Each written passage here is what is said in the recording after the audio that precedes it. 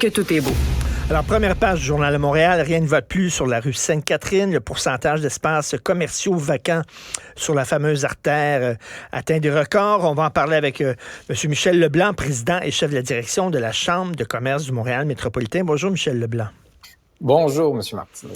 Bon, M. Leblanc, bien sûr, on pourrait parler des travaux, des cônes oranges, des trous, des places de stationnement, mais je pense qu'on répéterait des choses que les gens savent déjà. Moi, je veux vous amener ailleurs. Est-ce que ça se peut que Montréal a muté? Avant, si on voulait sortir, si on voulait s'amuser, on allait sur la rue Sainte-Catherine puis sur la rue Saint-Denis. Montréal, maintenant, a changé. Il y a la rue Fleury, la rue Masson, il y a Rosemont qui se développe, il y a le plateau Mont-Royal, il y a Verdun qui est rendu maintenant, si on en croit Time Out, Angleterre, la rue la plus cool au monde, la rue Wellington. Bref, c'est dans les quartiers que ça se passe et on a peut-être moins besoin de la rue Sainte-Catherine qu'on en avait besoin avant. Est-ce que ça se peut, ça? Ben, la réponse, c'est oui. Et en même temps, je suis pas sûr qu'on pose un diagnostic final dès ce moment-ci. Là. On va voir comment ça va évoluer. Oui. Moi, j'habite Verdun. Je peux témoigner, c'est le quartier le plus cool, la rue Wellington. Quelle rue. Mais effectivement, la pandémie a eu pour effet d'amener les gens à fréquenter les commerces là où ils habitent, puisqu'ils se déplaçaient plus. Ça a donné du oomph à ces commerces-là, à ces rues-là. Puis ben, ça n'est pas disparu depuis la fin de la pandémie. En parallèle, vous l'avez dit, se rendre au centre-ville demeure un enjeu quand on pose la question. Autant les travailleurs que les entreprises nous disent le manque de fluidité, les difficultés de s'y rendre, ça fait qu'on a moins envie d'y aller. Ça se traduit par des négociations, là, puis on en parle souvent sur la question du télétravail. Est-ce que les gens veulent venir? Est-ce qu'ils veulent venir juste une journée par semaine, 2 journées? Est-ce que les employeurs voudraient que ça soit plus? On est là-dedans. Puis en même temps, puis je pense qu'il faut quand même l'admettre, la rue Sainte-Catherine, ben elle avait besoin de travaux majeurs. Puis là, ben c'est peut-être pas l'administration actuelle qui est responsable, c'est des décennies où on l'a pas fait. Mais qui dit on éventre une rue, on rend l'accès au commerce plus difficile, c'est sûr que ça fragilise déjà des commerces qui étaient affectés par le commerce en ligne, qui étaient affectés aussi par la sortie de pandémie. Fait que la rue Sainte-Catherine, elle traverse sa tempête parfaite. Et donc, ben, les commerces qui sont placardés, on les voit. Je terminerai en disant, moi, je crois dans les centres-villes. Je pense que il y a des lieux de convergence du transport collectif. Tu sais, c'est vrai que le 10-30 maintenant est relié par le REM, mais tous les habitants de la région, là, c'est pas pour rien qu'on met la maison symphonique là. Si on mettait la maison symphonique à Laval, ben ça voudrait dire que quand on habite la Rive-Sud, la maison symphonique est vraiment, vraiment à l'autre bout. C'est pour ça que je crois que les centres-villes vont devoir se réinventer. Ils se réinventent présentement. Je diagnostiquerai pas leur mort actuellement.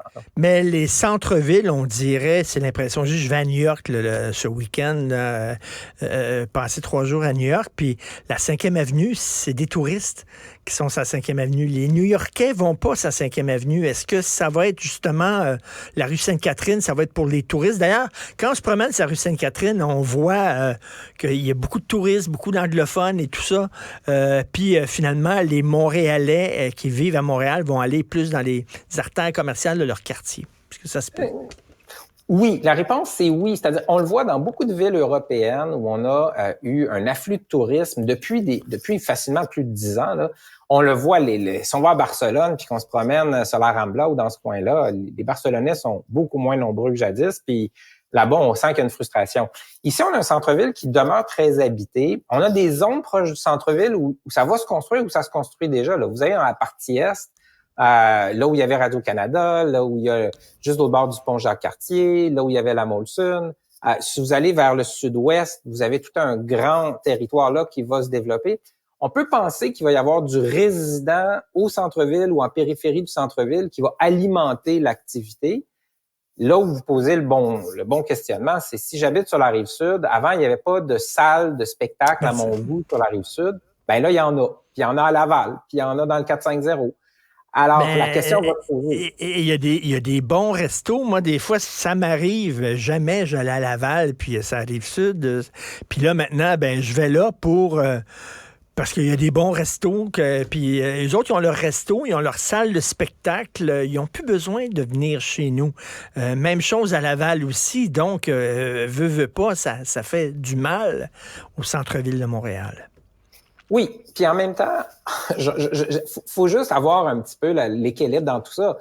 Le Centre Bell, il se déplacera pas. Donc, il va y avoir, ça marque nos semaines, ça marque nos hivers, ça amène du monde. On va manger avant, des fois on va manger après ou on prend un verre après, on va dans les commerces. Alors, il va y avoir des dynamiques de centre-ville, puis c'est pas pour rien. Sur l'Amérique du Nord, quand on veut construire un stade sportif, puis regardez à Ottawa, quand c'était dans la banlieue, là, on les déplace vers les centres-villes. Donc, on veut bénéficier d'une convergence, d'une activité effervescente. Alors, c'est pour ça, je pense que là où vous posez le bon diagnostic, c'est les centres-villes et à Montréal et la rue Sainte-Catherine, c'est pas le modèle de 2000. Ça va être le modèle de 2030 qui va être différent. Et si je veux me déplacer, mon centre-ville, là, mettons, prendre mon auto, puis je le sais que ça va être difficile, puis il faut que j'ai quelque chose de surplus que j'ai pas dans mon quartier.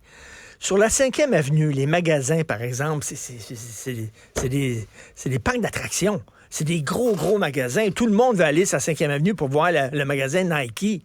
Parce qu'on ne faut pas rien que magasiner. C'est quasiment un musée, c'est quasiment un parc d'attractions. Fait que, tu sais, pour que j'aille sur la rue Sainte-Catherine, là, c'est pas pour avoir le même maudit commerce puis la même quincaillerie que j'ai à côté de chez nous. Je suis prêt à y aller sur la rue Sainte-Catherine si j'ai quelque chose de wow.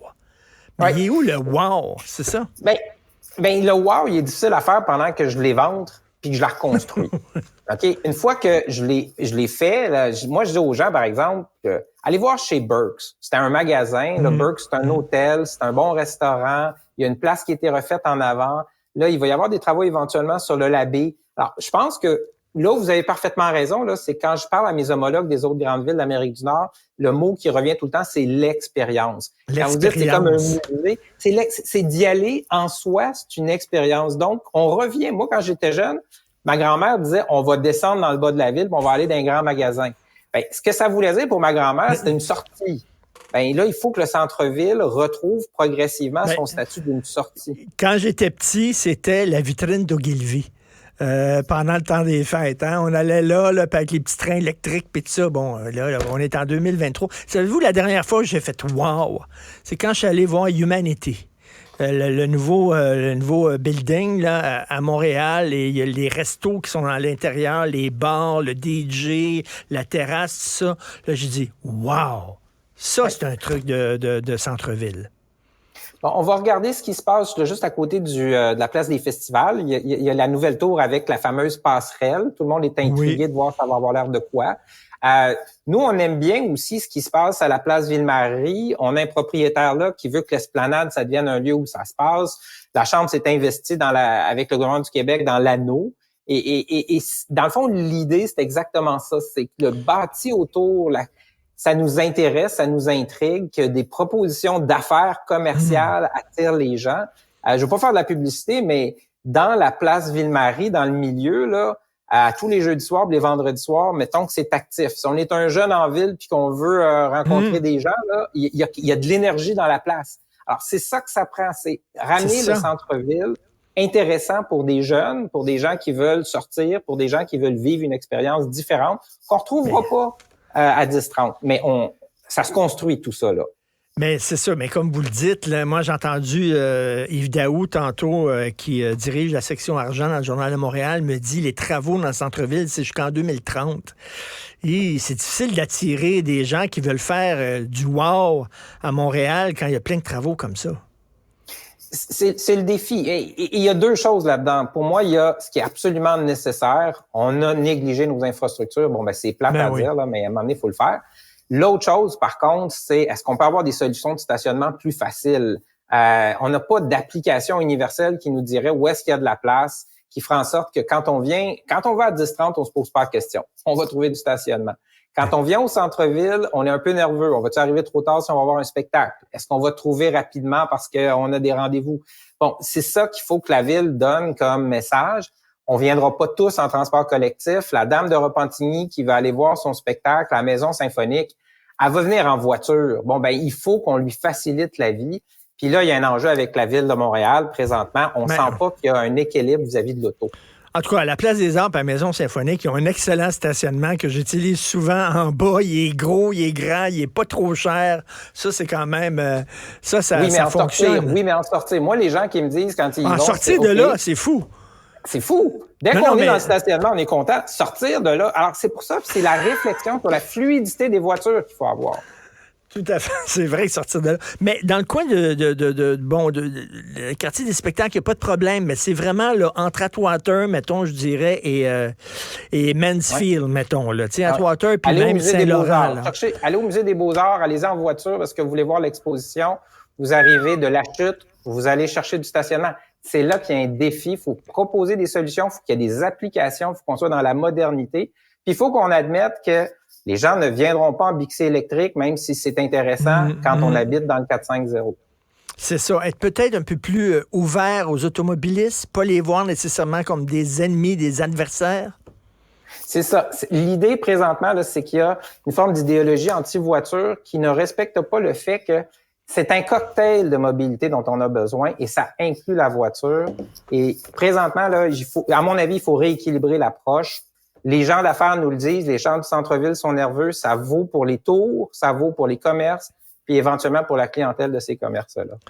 Ben là, je sais pas, parce qu'il faut... les gens, des fois, me disent, t'aimes pas Montréal, Martineau? Non, c'est parce que ça me fait de la peine. Ça me fait de la peine de voir la ville dans cet état-là. Ça me fait de la peine des gens qui délaissent le centre-ville. Puis on dirait que c'est une spirale vers le bas, parce que si les gens vont pas travailler au bureau, ben là, il y a des commerces, des restaurants qui vont fermer parce qu'ils ont moins de clients. Puis s'il y a des commerces qui ferment, ben là, ça attire pas les gens. Puis là, on s'en va vers le bas, là. Pas des bonnes nouvelles. Alors, moi, je suis un amoureux de Montréal, OK? C'est ma passion. Moi, je vous dirais, la première chose, c'est clair que notre économie, globalement, va bien. Là. Vous et moi, on a assez de cheveux gris pour se rappeler l'époque du déclin relatif de Montréal. On n'est plus dans un déclin relatif. Globalement, Montréal va bien. Notre centre-ville souffre beaucoup. Puis là, il y a un danger parce on le voit avec l'itinérance, une forme de misère humaine. Il faut en prendre soin. Puis c'est pas juste en réclamant de l'argent à Québec, puis réclamant du logement social, c'est aussi en s'assurant que l'économie va bien. Et l'économie, ben c'est de l'accessibilité, c'est de l'investissement, c'est des entreprises qui veulent s'y loger. Merci, M. Michel Leblanc. Je croiserai à un moment donné sur la rue Wellington à Verdun. Merci beaucoup. Bonne journée.